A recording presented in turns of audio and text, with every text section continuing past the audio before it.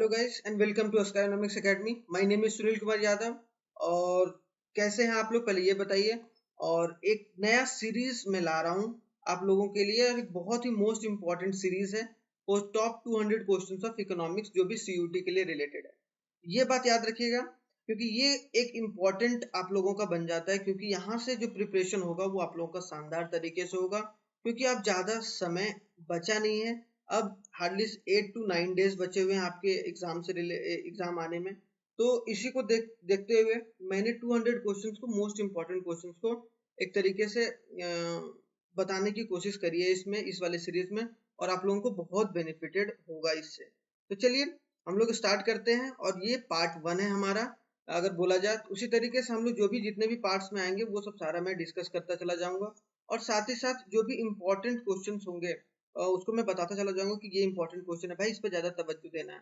ठीक है। और अगर आप लोगों को सीयूटी से रिलेटेड जितना भी अभी तक वीडियो बताया गया है वो सब सारा एक बार रिवाइज करना है, तो आप सीयूटी 2023 इको और बीएसटी के नाम से एक प्लेलिस्ट बना हुआ, वहां से जाकर आप लोग सर्च कर सकते हैं, और आप लोगों को वहां पर सारा पीडीएफ मिल जाएगा बिना कोई डाउट और बिना कोई क्वेरी के। ठीक है। तो चलिए स्टार्ट करते हैं, और उसी जोश और उसी जुनून के साथ पहला क्वेश्चन ये रहा आपके स्क्रीन पर।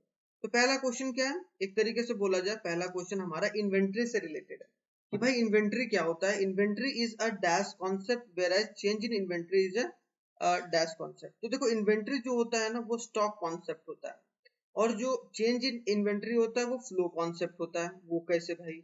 इन्वेंट्री का मतलब कि एक दुकानदार मान लो कि इन्वेंट्री कुछ मेंटेन कर रहा है, मतलब तो वो कुछ जमा करके रखता है ना सामान वगैरह, तो इसका मतलब क्या है, वो स्टॉक करके रख रहा है ना, तो वो एक स्टॉक कॉन्सेप्ट हो गया। लेकिन चेंज इन इन्वेंट्री मतलब इन्वेंट्री में कभी मान लो कि 100 प्रोडक्ट है, अब 100 प्रोडक्ट से फिर 110 प्रोडक्ट हो गया, तो वो सब दोनों में इंक्रीमेंट हुआ या डिक्रीमेंट हुआ, तो इसका मतलब क्या, वो चेंज इन स्टॉक हुआ है। तो चेंज इन स्टॉक को एक तरीके से हम लोग बोलेंगे फ्लो कॉन्सेप्ट। ठीक है। तो ये पहला क्वेश्चन कंप्लीट हो गया। दूसरा क्वेश्चन ये क्या है, if the marginal propensity to save is 0.25, अगर मार्जिनल प्रोपेंसिटी टू सेव 0.25 और इनिशियल इन्वेस्टमेंट 2500 करोड़ मतलब 250 करोड़ है। 250 करोड़ क्या है, एक तरीके से इन्वेस्टमेंट है। और ये बोला चेंज इन इन्वेस्टमेंट है, चेंज इन इन्वेस्टमेंट, और जो एमपीएस है वो हमारा कितना है 0.25। तो आई होप तो ये क्वेश्चन आप लोग बना सकते हैं, और इसका ये आप लोगों के लिए एक तरीके से होमवर्क है। ये बहुत आसान क्वेश्चन है, और इसका आंसर भी मैंने दे रखा है कि 1000 करोड़ है। तो आप लोग इसको बनाकर कमेंट करके कमेंट बॉक्स में जरूर बताइएगा, अगर आप लोग थोड़ा भी सीरियस है एग्जाम को लेकर तब। ठीक है। आते हैं क्वेश्चन नंबर 3 में। The focus of the government is to, focus government का किस पर है, to maximise the fiscal deficit and minimise the fiscal deficit. क्या कर रहा है कि मैक्सिमाइज कैसे किया जाए फिस्कल डेफिसिट को, और मिनिमाइज कैसे किया जाए, या फिर मैक्सिमाइज। तो ये दोनों एक तरीके से आपस में कंफ्यूजन वाला पार्ट है। ये एक इंपॉर्टेंट क्वेश्चन में से एक है, जैसा कि मैं बोल रहा हूँ। ये क्या करता है, focus of the government budget किस पर रहता है, फिस्कल डेफिसिट को कम करने का। क्योंकि फिस्कल डेफिसिट क्या होता है, फिस्कल डेफिसिट जो होता है वो होता है हमारा एक तरीके से जब एक्सपेंडिचर बढ़ जाता है ना सरकार का इनकम के हिसाब से। मान लो कि इनकम अगर सरकार का 50,000 करोड़ है, और उसका एक्सपेंडिचर अगर 30,000 करोड़ का है, तो इसका ये 70,000 करोड़, सॉरी ज्यादा हो गया 70,000 करोड़, तो इसका मतलब कि एक्सपेंडिचर ज्यादा हो गया, तो फिस्कल डेफिसिट 20,000 करोड़ का घाटा चल रहा है। तो उसको मेंटेन करने की बात करती है सरकार, एक तरीके से कैसे मिनिमम किया जाए फिस्कल डेफिसिट। और फ्लो ऑफ गवर्नमेंट बजट किससे रिलेटेड है, minimise the fiscal deficit, reallocation of resources को कैसे रीएलोकेट किया जाए, और इकोनॉमिक ग्रोथ विद स्टेबिलिटी, कि ग्रोथ को कैसे एक तरीके से मेंटेन किया जाए स्टेबिलिटी के साथ। तो आई होप तो ये वाला भी क्वेश्चन क्लियर होगा। अब आते हैं क्वेश्चन नंबर 4 में। क्वेश्चन नंबर 4 में ये बोला गया है, इंडियन रियल एस्टेट कंपनी, जो एक इंडियन रियल एस्टेट कंपनी है, वो रेंट रिसीव कर रहा है किससे, फ्रॉम गूगल इन न्यूयॉर्क। तो वो ट्रांजेक्शन कहाँ लिखा जाएगा या कहाँ रिकॉर्ड किया जाएगा। मान लो तो इंडिया को कंपनी है, बाहर की कंपनी अगर वो पैसा दे रही है, रेंट दे रही है, इसका मतलब क्या है, हमारे देश में आ रहा है पैसा ना, तो मतलब हमारा इनफ्लो हो रहा है ना, हमारे करेंसी के लिए फायदेमंद है। मतलब क्या, it is a inflow of money and it is a recurring in nature, एक तरीके से हमारे इकोनॉमी में आ रहा है। तो हमेशा इसको कैसे क्रेडिट साइड में लिखेंगे, और करंट अकाउंट में, मतलब credit side of current account, credit side of current account में हम लोग इसको लिखेंगे। तो आई होप तो ये वाला क्वेश्चन क्लियर होगा। क्वेश्चन नंबर 5 में क्या बोला गया, क्वेश्चन नंबर 5 में ये बोला गया कि जो हमारा identify the correct match pair, column A column B में करेक्ट मैच किया। तो ऑप्शन नंबर 1 है कि मनी से सप्लाई है, वो सप्लाई ऑफ मनी किससे रिलेटेड है, money in the circulation at a point of time, कि एक पॉइंट ऑफ टाइम में पब्लिक के पास कितना पैसा है, क्या बोलती पब्लिक है कि नहीं। तो पब्लिक के पास कितना पैसा है, वो अगर पूरा पैसे को अगर डिनोट किया जाए तो हम लोग उसको बोलेंगे supply of money. Stock of money का ये सप्लाई ऑफ मनी कंसिडर नहीं करता है। Money of supply held by the public ये नहीं है, और supply of money study at a point of time ये बिल्कुल नहीं है। इसका क्या ऑप्शन नंबर 1 हमारा सही आंसर है। तो I hope so question number 5 भी क्लियर होगा। अब आते हैं क्वेश्चन नंबर 6 में। क्वेश्चन नंबर 6 में क्या बोला गया, study of population in India is an example of, कि अगर आप पॉपुलेशन के बारे में स्टडी कर रहे हैं इन इंडिया का, ठीक है, उसमें से क्या एग्जांपल है। तो इसका ऑप्शन नंबर 1 है macroeconomics. The study of population in India involve the study of economy as a whole, क्योंकि इकोनॉमी एज अ होल हम लोग पढ़ रहे हैं। क्या पढ़ रहे हैं, economy as a whole. Economy as a whole तभी तो मैक्रो इकोनॉमिक्स है कि नहीं। आई होप तो ये वाला भी कंप्लीट होगा। आते हैं क्वेश्चन नंबर 7 में। क्वेश्चन नंबर 7 में क्या बोला गया, which of the following is not a property of indifference curve, इसमें से कौन सा प्रॉपर्टी वो इंडिफरेंस कर्व का प्रॉपर्टी नहीं है। तो ये कॉनकेव होता है ना, कॉनकेव इन ओरिजिन, वो इंडिफरेंस कर्व का और एक बोला जाए कि वो फीचर्स नहीं है, प्रॉपर्टी नहीं है। क्यों, क्योंकि ये क्या होता है, इंडिफरेंस कर्व कॉन्वेक्स होता है, क्योंकि इंडिफरेंस कर्व देखो ऐसे डिनोट किया जाता है, इंडिफरेंस कर्व ऐसे, ये वाला, ठीक है, ऐसे ऐसे डिनोट किया जाता है indifference curve, indifference curve 1, indifference curve 2, indifference curve 2। और अगर दो प्रोडक्ट को कंज्यूम कर रहे हैं, क्लोथ और बोला जाए फूड, ठीक है, तो इसी तरीके से कि अगर फूड को ज्यादा कंज्यूम कर रहा है, क्लोथ को कम कंज्यूम कर रहा है, किस तरीके से। तो इसका प्रॉपर्टीज भी है, properties and characteristics of indifference curve. ये स्लोप डाउनवर्ड रहता है, लेफ्ट टू राइट, देखो यहाँ लेफ्ट टू राइट ये डाउनवर्ड आया हुआ है। Indifference curve convex to origin रहता है। Indifference curve never intersect with each other, आपस में कभी भी इंटरसेक्ट नहीं करते हैं ये लोग। और ये higher level of satisfaction show करता है। अगर हायर इंडिफरेंस कर्व पे, जैसे ये हायर है तो ज्यादा सेटिस्फैक्शन है ना, इंसान ज्यादा सेटिस्फाई है। और ये कभी भी एक्स एक्सिस और वाई एक्सिस को टच नहीं करता है, जैसे कि यहाँ पर बताया गया है। तो आई होप तो इंडिफरेंस कर्व भी कंप्लीट होगा।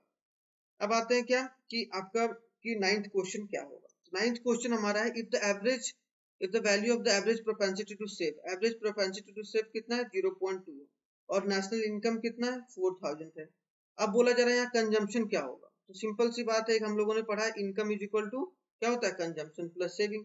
अब कंजम्पशन सेविंग, यहाँ कंजम्पशन निकालने बोला, कंजम्पशन इज इक्वल टू तो इनकम माइनस सेविंग। अब ये सेविंग निकाल लेते हैं। तो सेविंग में 4000 करोड़ है, इसका 0.2 है, तो 0.2 को हटाएं, ये 10 नीचे आया, 0 कट गया, तो 400 इंटू 2 800 करोड़। तो 800 करोड़ आ गया। और इनकम कितना था, ये तो इनकम 4000 करोड़ को माइनस करेंगे 800 करोड़ से, तो कितना आएगा 3200 करोड़। ठीक है, आई होप सो ये हमारा करेक्ट आंसर है। क्वेश्चन नंबर ऑप्शन नंबर 2 हमारा करेक्ट आंसर 32। क्वेश्चन नंबर 9 भी कंप्लीट है। आता है क्वेश्चन नंबर 10 में। क्वेश्चन नंबर 10 में क्या बोला गया, देख लेते हैं। Which of the following statement is true about a perfect competition, इसमें से परफेक्ट कंपटीशन के बारे में कौन सा ट्रू है। तो there is no selling cost, कि उसमें कुछ को बेचने के लिए, उसको प्रोडक्ट को सेल करने के लिए कोई प्राइस का या कोई प्राइस तो होता है, ये कॉस्ट नहीं लगता है। मतलब जैसे बोला जाए ना एडवर्टाइजमेंट कॉस्ट, एडवर्टाइजमेंट कॉस्ट बहुत सारा पैसा खर्च होता है अगर बोला जाए। क्यों, क्योंकि यहाँ पर perfect knowledge of buyers and sellers, buyers और सेलर्स के पास परफेक्ट नॉलेज रहता है, इस वजह से। आई होप सो ये भी क्वेश्चन क्लियर होंगे।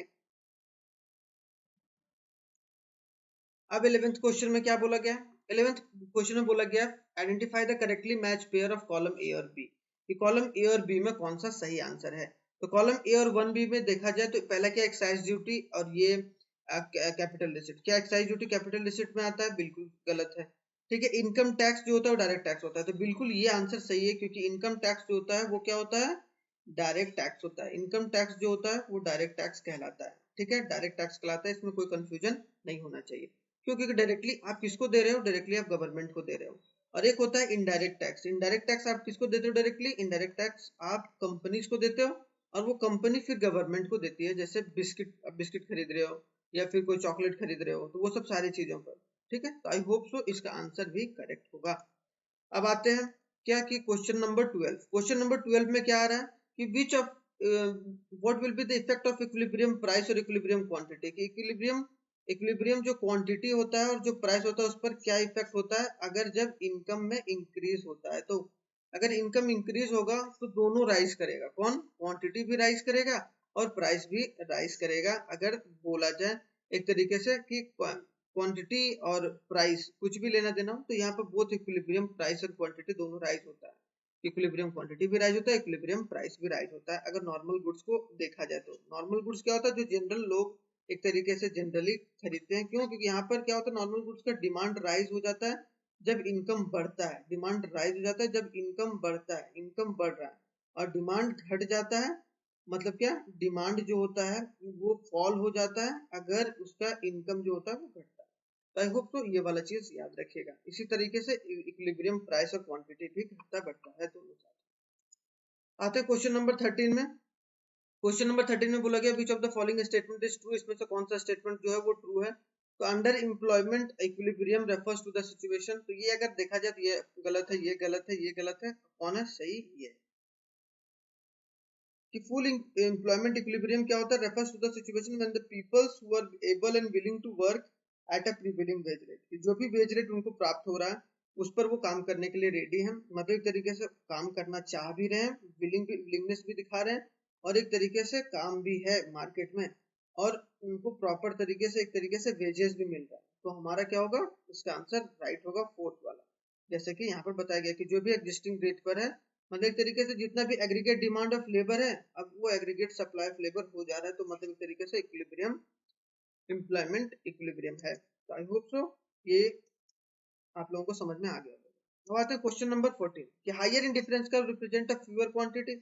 ये बोल रहा है कि हायर इंडिफरेंस कर्व क्या बताता है कि fewer quantity of one or both product, और higher indifference curve shows a higher utility level. तो हायर यूटिलिटी लेवल सेकंड वाला ये वाला पॉइंट तो सही है लेकिन ये वाला गलत है। इसका मतलब क्या, ऑप्शन हमारा ये क्या फॉल्स है। तो under monopoly a firm faces a demand curve, इसमें क्या होता है कि जो कम लेवल पर, मतलब वो प्राइस को कम करके वो ज्यादा कमोडिटी को बेचता है, कमोडिटी को बेच सकता है, ये ले सकता है, तो इसका मतलब क्या होगा, वहां पर हायर सेटिस्फैक्शन लेवल होगा। ऑप्शन नंबर हमारा 2 इसका करेक्ट होगा। अब आते हैं क्या 15th क्वेश्चन। 15th क्वेश्चन में क्या बोला गया, 15th क्वेश्चन में बोला गया GDP is not appropriate indicator. देखो हमेशा ना, कभी किसी देश का अगर जीडीपी बढ़ रहा है तो हमेशा वो अच्छा इंडिकेटर नहीं हो सकता है, क्योंकि हो सकता है कि उससे वेलफेयर अच्छे से ना हो, कंट्री में रुपया तो ज्यादा हो रहा है लेकिन उससे बेनिफिट सारे लोगों को नहीं हो रहा है, ये एक तरीके से इन्वायरमेंट को बेनिफिट नहीं हो रहा है और सारी चीजें, तो कुछ कुछ लिमिटेशन या कुछ कुछ नेगेटिव भी रहती हैं अगर जीडीपी को हमेशा हर एक चीज में वेलफेयर के तौर पर नहीं देखा जा सकता है। तो इसमें क्या होगा कि इसमें बिकॉज ऑफ एक्सटर्नलिटीज की वजह से, composition of GDP and distribution of GDP की वजह से, क्योंकि रिच और रिच होता चला जा रहा है, पुअर और पुअर होता चला जा रहा है। नॉन मॉनेटरी ट्रांजेक्शन की, जिसमें नॉन मॉनेटरी ट्रांजेक्शन होता है वो सब चीज को काउंट ही नहीं होता है। जैसे मान लो कि हैप्पीनेस का ट्रांजेक्शन हो रहा है, एक तरीके से मैं एग्जांपल दे रहा हूँ, या खुशी का, तो भाई खुश कितने लोग हैं वो बताता नहीं है GDP. All of the above इसका आंसर सही होगा। तो यहाँ पर देखो, यहाँ पर कुछ लिमिटेशन बोला गया है जीडीपी का, तो वो सब सारा यहाँ पर दिया गया है जैसा कि मैंने ऊपर बताया। ये आई होप सो ये भी कंप्लीट होगा। आते हैं क्वेश्चन नंबर 16 में। क्वेश्चन नंबर 16 में बोला गया which of the following is correctly matched pair, इसमें से कौन सा करेक्टली मैच पेयर है। तो इसका जो है इंपोर्ट ऑफ, कुछ भी आप इंपोर्ट कर रहे हो तो वो डेबिट साइड और करेंट अकाउंट में, तो ये हमारा सही है, बाकी सारा हमारा गलत है। एक तरीके से इंपोर्ट ऑफ पेट्रोलियम आप इंपोर्ट कर रहे हो ना, आप इंपोर्ट कर रहे हो, इसका मतलब क्या है कि आपके कंट्री से करेंसी जो होगा वो आउटफ्लो होगा, क्या होगा, करेंसी आउटफ्लो होगा, दूसरे कंट्री में जाएगा। तो यहाँ बोला गया है कि import of the goods of and the service are recorded in current account और import recorded in the debit side. क्यों, क्योंकि ये आउटफ्लो हो रहा है हमारे कंट्री से पैसा। तो आई होप तो ये वाला पॉइंट क्लियर होगा। आते क्वेश्चन नंबर 17 में। क्वेश्चन नंबर 17 में भी सेम ही टाइप का क्वेश्चन है, मैच पेयरिंग वाला, जिसका ऑप्शन नंबर जो 1A होगा करेक्ट होगा। सप्लाई ऑफ द मनी वो स्टॉक सर्कुलेशन से रिलेटेड है। देखो money supply function of central bank नहीं है। ये तीनों हमारे एक तरीके से गलत है। ठीक है, अब आते हैं क्वेश्चन नंबर 18। क्वेश्चन नंबर 18 में क्या बोला गया, क्वेश्चन नंबर 18 में बोला गया when a demand of the commodity is inelastic. अगर demand of the commodity inelastic है, मतलब जितना क्वांटिटी को बढ़ना चाहिए उतना क्वांटिटी नहीं बढ़ रहा है, जैसे प्राइस पर, जैसे मान लो कि अगर प्राइस है, ठीक है, क्या है, प्राइस है, प्राइस अगर 10% बढ़ा है तो क्वांटिटी ज्यादा बढ़ना चाहिए, तब इलास्टिक डिमांड हो जाता है, लेकिन 5% ही बढ़ा क्वांटिटी, तो हमारा क्या हो गया, इन इलास्टिक। तो यहाँ पर बोला जा रहा है, इसका मतलब क्या है कि कमोडिटी बहुत कम लोग यूज कर रहे हैं, कि उसका यूजेस जो है हैज अ फ्यू यूजेस, कि उसके बहुत यूजेस कम है। आई होप सो इसका आंसर राइट होगा। तो यहाँ पर जो डिफरेंस बिटवीन इलास्टिसिटी और परफेक्टली इन इलास्टिसिटी होता है, यही होता है कि हमारा एक तरीके से प्राइस जो लेस होता है एंड डिमांड विल इंक्रीज, कि जब प्राइस कम होगा तो डिमांड इंक्रीज हो जाएगा, और जब प्राइस ज्यादा होगा तो डिमांड कम हो जाएगा। तो आई होप सो ये वाला पॉइंट याद रखिए। आते हैं क्वेश्चन नंबर 19 में। क्वेश्चन नंबर 19 में क्या बोला गया, एरिया अंडर एमसी कर्व, जो एमसी कर्व होता है वो किसके बराबर होता है, तो टीवीसी के बराबर होता है। क्यों, क्योंकि देखिए एमसी इज इक्वल टू क्या होता है, TVC minus TVC n minus TVC n minus one, जो हम लोग निकालते हैं बाय फॉल्ट। इसका क्या, इसका ऑप्शन नंबर जो 1 होगा वो करेक्ट आंसर होगा। जो स्मोक एमिटेड हो रहा है केमिकल फैक्ट्री से, अगर मान लो कोई केमिकल फैक्ट्री उससे अगर धुआं निकल रहा है, तो इसका मतलब क्या है, वो कॉज कर रहा है क्या, एयर पोल्यूशन, और वो किसका एग्जांपल है, तो नेगेटिव एक्सटर्नलिटीज। हम लोगों ने पढ़ा था जीडीपी में एक्सटर्नलिटीज की उसका लिमिटेशंस होता है। तो ये नेगेटिव एक्सटर्नलिटीज क्यों, क्योंकि ये इम्पैक्ट कर रहा है कितना, इकोनॉमिक एक्टिविटी तो हो रहा है, लेकिन ये एक तरीके से गवर्नमेंट इस पर पेनल्टी वगैरह नहीं लगा रही है, तो ये इसका तरफ से क्या हो गया, नेगेटिव एक्सटर्नलिटीज हो गया। आते हैं क्वेश्चन नंबर 21 में, इसमें से कौन सा डायरेक्ट टैक्स है, तो कॉर्पोरेशन टैक्स हमारा डायरेक्ट टैक्स है। एंटरटेनमेंट है, मूवी वगैरह देखते हो, एक्साइज ड्यूटी एक्सपोर्ट इंपोर्ट पर लगता है, और सर्विस टैक्स जो लगता है, तो वो सब सारा क्या एक तरीके से इनडायरेक्ट टैक्स है, और ये हमारा डायरेक्ट टैक्स है। ठीक है, which of the following statement is correct, इसमें से कौन सा स्टेटमेंट करेक्ट है, तो इसका ऑप्शन नंबर 2 है कि coins are issued by the government of India. देखो कॉइन जो होता है, कॉइन जो होता है और जो 1 रुपी नोट होता है, 1 रुपी नोट होता है, वो कौन इशू करता है, गवर्नमेंट ऑफ इंडिया इशू करता है। और एक तरीके से नोट्स जो होते हैं, बाकी सारे जितने भी नोट्स हैं वो क्या आरबीआई इशू करता है। तो ये आप लोग ध्यान रखिएगा, ठीक है, कॉइन और 1 रुपी का नोट, इसलिए ये आंसर गलत है। देखो 1 rupee note is issued by RBI, ये गलत है। ठीक है, आई होप सो आपका ये भी आप लोगों को समझ में आ गया होगा।